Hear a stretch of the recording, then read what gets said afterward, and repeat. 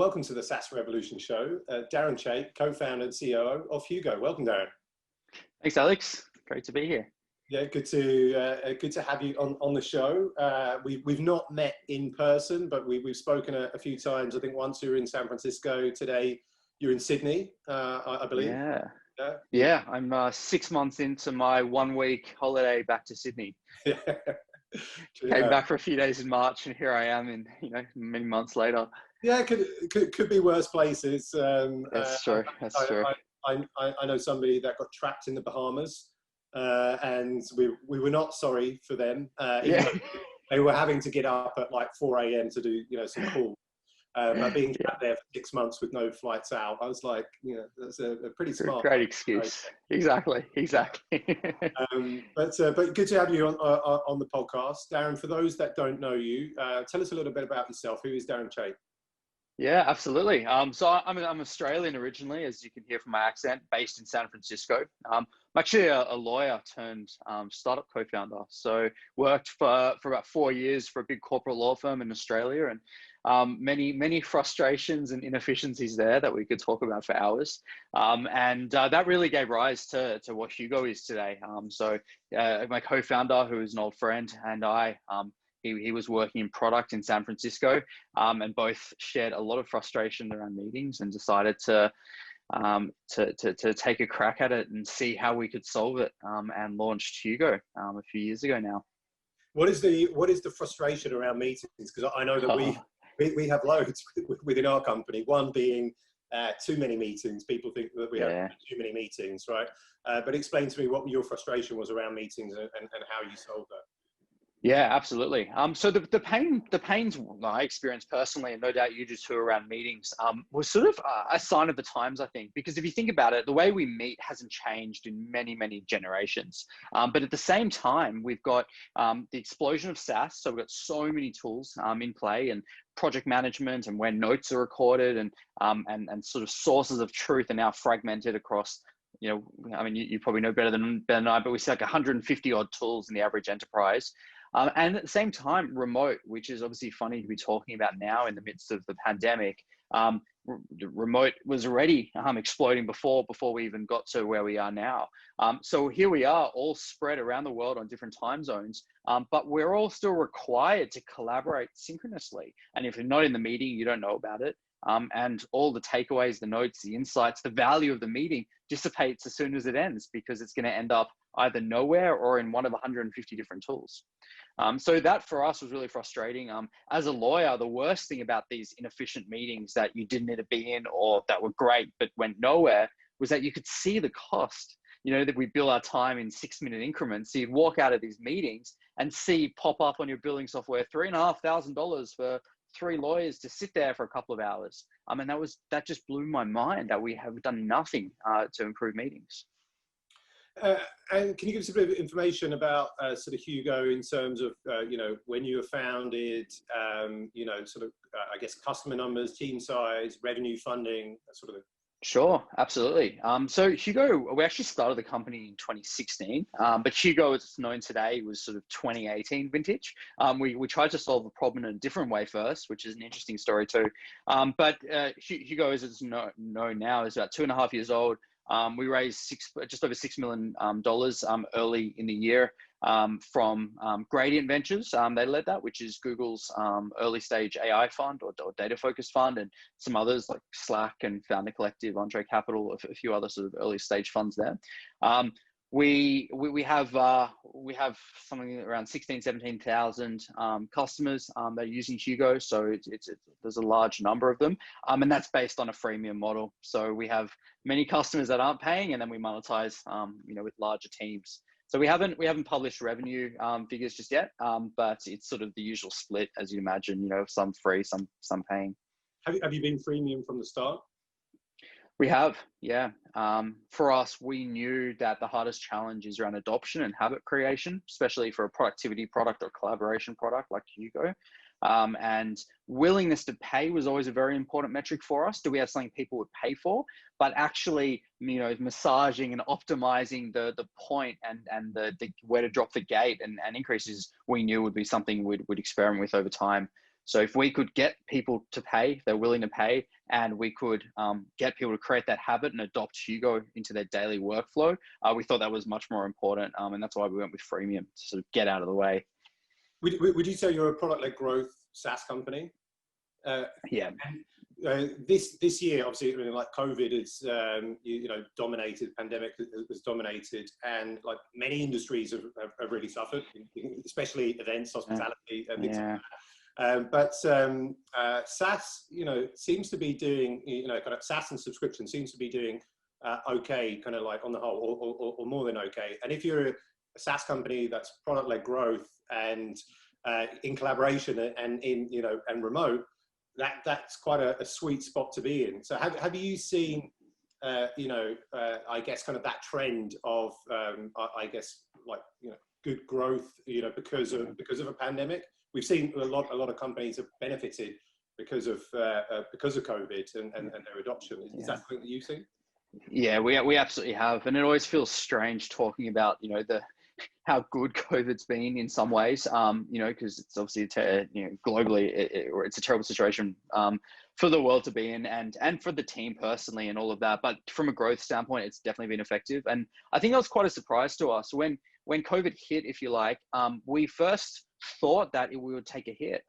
Meetings, which is the core of what Hugo powers, surely has to reduce. Like, I can't meet you in person. Sales pipelines are drying up. People aren't interested in collaborating in many respects. So we thought as the volume of meetings decreased, so would the usage and adoption of Hugo. But the inverse happened. Meeting volume increased, and that's not a good thing. And we definitely love to talk more about that, around the problem with meetings. But we just saw, literally day one, week one, month one, meetings were increasing faster than they were decreasing. And that's because all we were doing as professionals who are used to working in the office was replacing that quick chat, me wandering past your desk, staying in sync, all of that with meetings on my calendar. So not a good habit, but it did obviously lead to growth for Hugo. Yeah, no, and I mean, obviously, good to hear that you've had that growth and that benefit. And say, like, SaaS seems to be a very kind of strong place to be during COVID. And I certainly concur, as I'm sure many of the listeners do, about the increase in meetings. And yesterday, and I don't approve of such time management, but I was on Zoom calls back to back from 12:30 UK time, until 6 p.m. like with no break. And God. Like somehow actually I was kind of flying and I was just kind of like cracking through it. I didn't feel too bad at the end. I slept really well last night, I have to say. Yeah, I can imagine. I can imagine. But in the office, that would never have happened, right? Because I would have had, like, okay, some of these conversations was like, let's pop out for a coffee, or let's pop downstairs, to the cafe, or let's go for a walk, or just even have a chat in the office. But now it's like Zoom call, Zoom call, Zoom call. And sometimes it does get a bit too much. So I didn't feel the impact yesterday. But last week, we did SaaS.latam. And so that was like a 5-hour online conference. I was feeling pretty tired, at the end of it, because I had a long day. And then, Zoom calls for the rest of the week. And I was like having a headache every day, pretty much, because of just all of these Zoom meetings and context switching as well. It's getting a little bit too much. But you've also written a book, apart from, co-founding a company, 10x Culture. I confess I haven't read it, but I'm keen to, I'll put it on the list. So 10x Culture, 4-hour meeting week, 25 other secrets from innovative, fast-moving teams. Now, 4-hour meeting week sounds very appealing to me, because I probably right now I'm doing a 40-hour meeting week, something like that, right? And it does feel too much, and I'm sure others are in that situation. So tell me a little bit about, I guess, why you wrote the book and the essential ingredients for this 10x company culture, and how do we get to a 4-hour meeting week? Yeah, absolutely. So I definitely feel like a bit of an imposter here. I'm a first-time founder, as I mentioned, coming from a corporate background, and certainly not the right person to be giving advice on company culture. So the story behind 10x Culture was as we were talking to many of our customers and other partners that we work with, like Atlassian, Slack, Zoom, who Eric Ewan wrote the forward to the book and things like that. We were hearing about all these great ideas that and great processes that they have in place with their team. Small ideas, clever concepts, ways of working, frameworks that have been really, really effective for them. So we started keeping a bit of a Google Doc and sharing them internally. And we ended up after a few months with this doc that had all of these really great ideas that were helping our team be more successful. And like most, we're in a fast growth environment, fast growing team, just part distributed around the world and the US. And we were implementing these and seeing amazing results. So we decided to turn this doc, this compilation, if you like, into a book for everyone else to I guess enjoy and implement. So it's very practical sort of overview of all these little tidbits that have worked really well for us and many larger, more successful companies too. And that's the background there.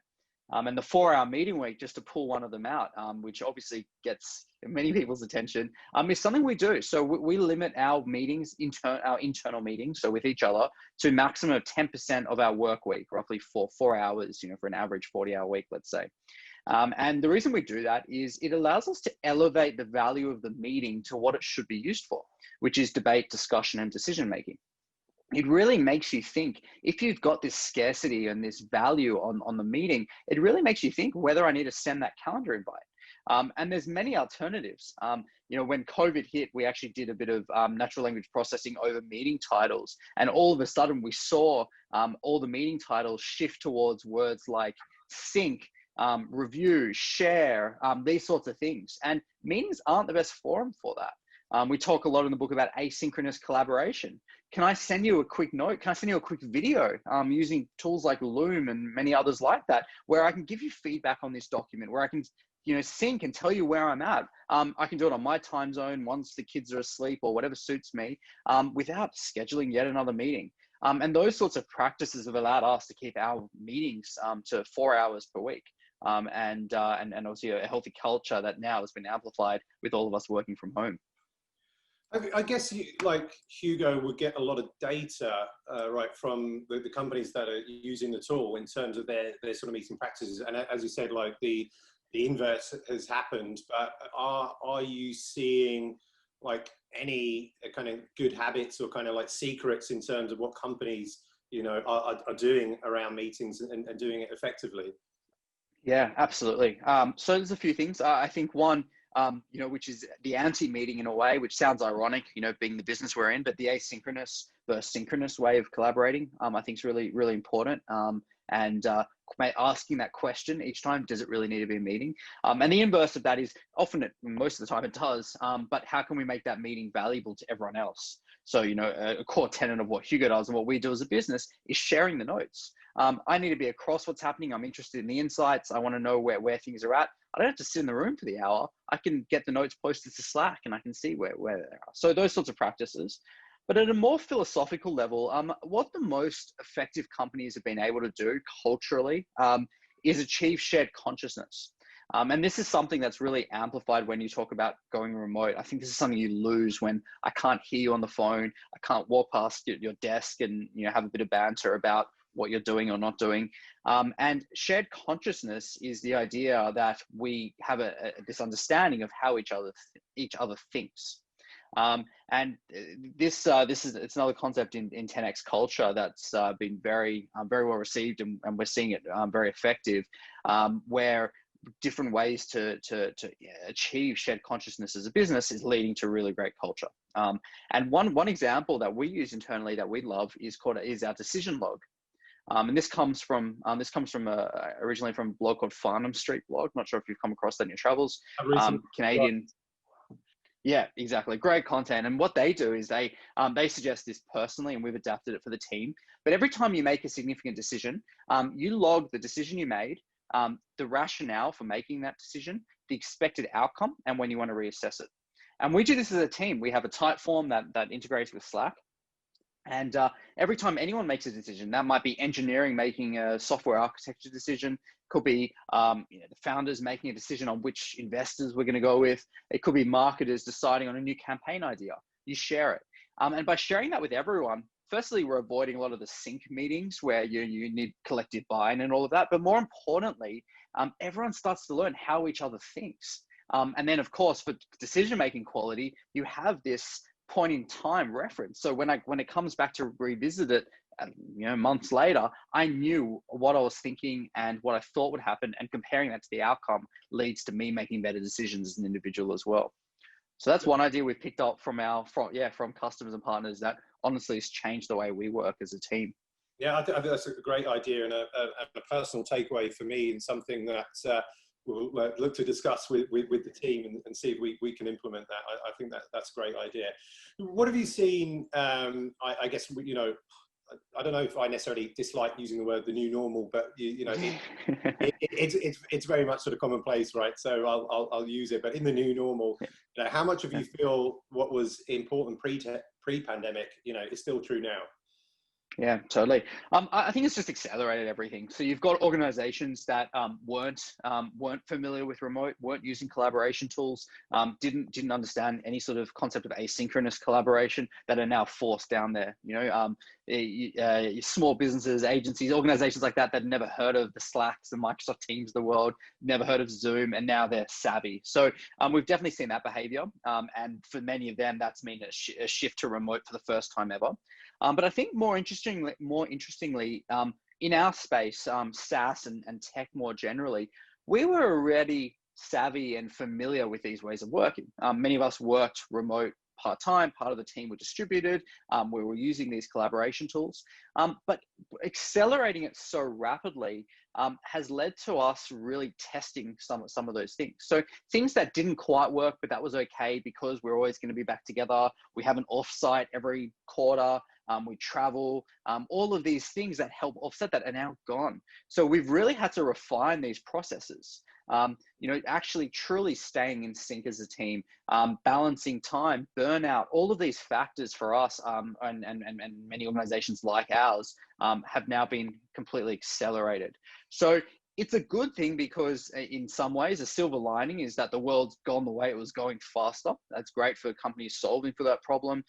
It's great for organizations that can now get the value and the flexibility of people working where they want and all of that. But I do think we're all playing catch up now. We're in the phase of not the, there was the initial, oh shit, what do we do quickly from Monday, we're remote. Then there was the, okay, it's going to be like this for a while. Let's actually get that new desk for everyone at home and let's add in that weekly meeting because it's important to stay in sync. And now we're in the new normal phase, which is like, this is probably what life's going to be like. And even, by choice, perhaps, how do we find tools, systems, processes that are going to let us take this through, indefinitely? Yeah, you mentioned the quarterly offsite, right?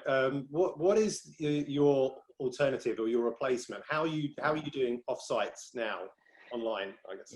Yeah. We haven't, to be honest, we haven't figured that out yet. And I've read a bunch and spoken to other people who have done it. Much like organizations like SaaStock have done successfully with events, where you can achieve, really successful events remotely. So I think that's there is technology and tools and things out there to do that, but it's not something we've quite figured out. And I think we're really hitting a point where we need to, because my biggest fear with that is you don't know what you don't know. By not having that collaboration and the face-to-face contact in that, there's no clear gap. I can't go and show you that we're 10% slower or we're not growing as fast as we hoped we would. It's more what would have happened with the serendipity and the shared, being in the same place at the same place at the same time. And it's a worry. It definitely keeps me up at night. Yeah, I think that's definitely like one of the things with online in terms of replicating that serendipity. I think that's going to be the toughest one to crack. And certain companies and certain tech that like trying to do it in sort of different ways and in sort of randomness. And there are, some examples. So obviously like Hopin, which is the platform that we use for our conferences, online conferences. They have a networking feature which randomly pairs you to, other sort of like attendees, and so you don't know who you're going to face. And it kind of, sometimes it is, serendipitous. And maybe I don't know if it's the best example, but we're using a tool called Donut, on Slack. Slack. And it like pairs us, I guess randomly with somebody to go and have a virtual coffee with, and so on. But so there is technology that's trying it, but it doesn't necessarily replace those kind of, as you say, these kind of moments that just happen, when you're in person or over a few beers, right? Exactly. Yeah, and you have to rethink it. I think the biggest challenge, and which is, I think, one of the causes of so many meetings initially, our natural instinct is to take the way we communicate and live offline and bring that online. Saying like what we did for the first few weeks of virtual drinks every Friday and it's not the same. Just because that works in an in-person environment doesn't mean it's going to work via Zoom. And rethinking the way we interact from the ground up, which is what's happened, I know, for SaaS Stock with events and others, is what's led to some of that success. How do I want to collaborate and communicate, now that I'm at home and remote in this way? Yeah, we found, I mean, when we first went remote, which was back in March, the first month maybe or so, because we were all remote for the first time, that we had, like, every Wednesday we had a virtual lunch like together, and everyone came in and everyone's chowing down on their sandwiches or noodles or whatever. It was a little bit awkward in that respect, of seeing everybody kind of eating. But we were all together, and it was, we were unified in that moment, because we were in the height of a pandemic and we were remote. But after a month or so, like, we were getting fatigued of being on Zoom. So it's like, fewer people started setting up to virtual lunches and deciding, actually at lunchtime, step away from your computer, right? And, let's not have a Zoom. And likewise, on Fridays, we have a Friday wins, which, is at the end, obviously the end of the week at like 4 p.m. on a Friday. But generally, people are very kind of like fatigued at that point. So we're coming together, but we're coming together on Zoom again, and we've been on Zoom all week, it's quite tough. But look, I want to find out more. Just obviously, I know you mentioned in terms of feeling like an imposter about writing a book about company culture, being a first-time founder, but obviously you are a founder, you are and have built company culture at Hugo. So how did you go about building that, and what areas are you focusing on? Tell us a little bit about designing company culture. Absolutely. So the biggest lesson that we've learned is that you can't design culture as a project. I still think about an event I was at last year where someone came up to me and said, "Oh, great, I really need to read this book. We're about to redo our culture," like as if they're talking about painting their living room. Culture isn't something you can implement or roll out. Culture, in our view, is the sum of the practices, processes, and interactions amongst the team every day. So the way to change and improve and optimize culture is to change all the small things, the way you work. So for us, our 4-hour meeting week sets the culture in some respects. The way we achieve shared consciousness, the way we, the fact that some of us are remote, some of us are not remote, and the way we interact between those two groups of people. So our view was to go and find little things, little processes, little systems we could implement, and without worrying about what the culture, what that means from a culture standpoint. And in sum, all of them would create the culture that we wanted to create. So it was a bit of a paradigm shift, because I definitely, especially coming from a corporate world, I sort of started top down, if you like, and thought about, okay, this is the culture we want. But that's not the way it's panned out. It's definitely been from bottoms up. Are any specific books that you have read around culture that have helped you? Yeah, absolutely. So there's plenty. One of my favorite is a book called Team of Teams by General Stanley McChrystal. Pretty interesting guy, actually. He led the joint task force amongst all the security agencies when they went into Afghanistan, and then later with the Bin Laden capture, and totally different environment. But a lot of really big cultural issues because these organizations had never worked together before. The concept of shared consciousness is something that he talks a lot about. And another concept from that book that's actually influenced our culture a lot is this concept of eyes on, hands off.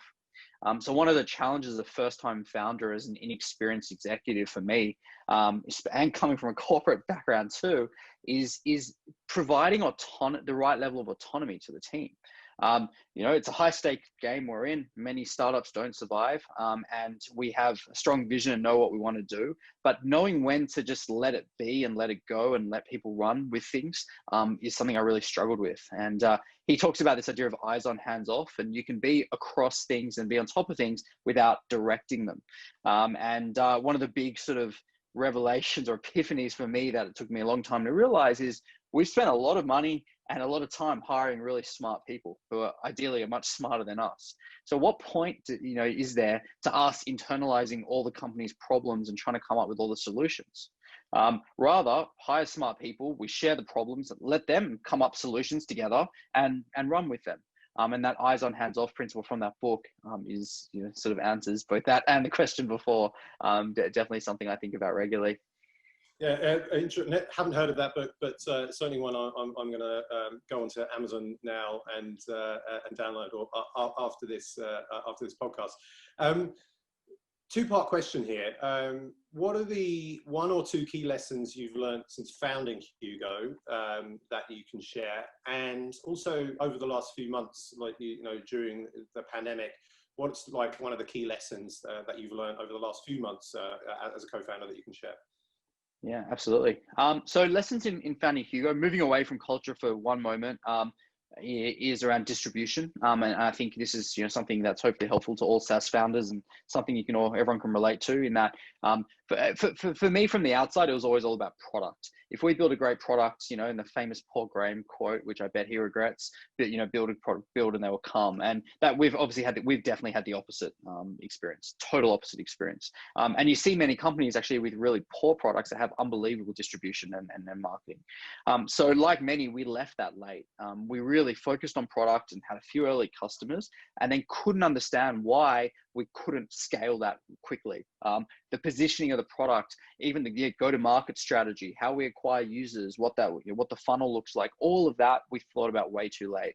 I'm very jealous of the founders I see now who build, landing pages and type forms and Airtables and whatever as their product, build this amazing distribution machine and then sub in real product.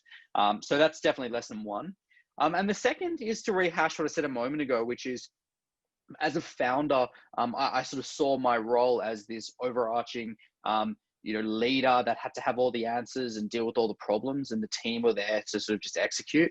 And that's certainly not the case. I think the reason startups are so successful is they're able to manage, have it be a team where everyone can collaborate without the red tape and hierarchy to solve problems across so many brains. And that's why we can move so much faster than the incumbents. And trying to be the autocratic or the leader who has all the answers is very much undermining that. And it did take some really a strong undoing of those habits to sort of to deal with things in that way.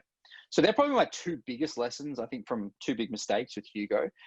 From a COVID standpoint, I think we've spoken a lot about the asynchronous side of things, and specifically, it's been really eye-opening for me to develop further empathy for our team. I didn't quite appreciate that.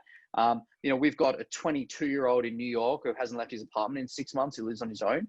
And we have a 40-year-old with 2 kids who's been homeschooling for the last few months. They're dealing with very different things at home. And when we're pushing 4 p.m. drinks onto them, or chasing things, or not really appreciating what is going on. And I think we've really become people first through this environment. I mean, I can see into your home right now, and you can see into mine, and we're talking as before the podcast, we're chatting a lot more about life, and it is a silver lining. And I think that's something that I will absolutely take with me beyond, even if we are perhaps back in an office, which I'm doubtful of. It's something I'll definitely think about. So that's probably the number 1 COVID lesson for sure. No, thanks for sharing. And as we get to the end of the podcast, I kind of want to tie this into something we said before we started recording. And so the final question we always ask is how people stay healthy and sane. And you mentioned, obviously, you're in Sydney. It's 5 p.m. where you are, but you're also working US hours, right? And you're up at 4 in the morning. Sydney time to kind of have that crossover from I guess kind of West Coast to Sydney. That's going to be some pretty long days, right? Especially if you're doing Zoom calls and so on. Like, How do you get through that and protect yourself from burnout? You know, how do you stay healthy and sane, managing your time? I'm keen to know.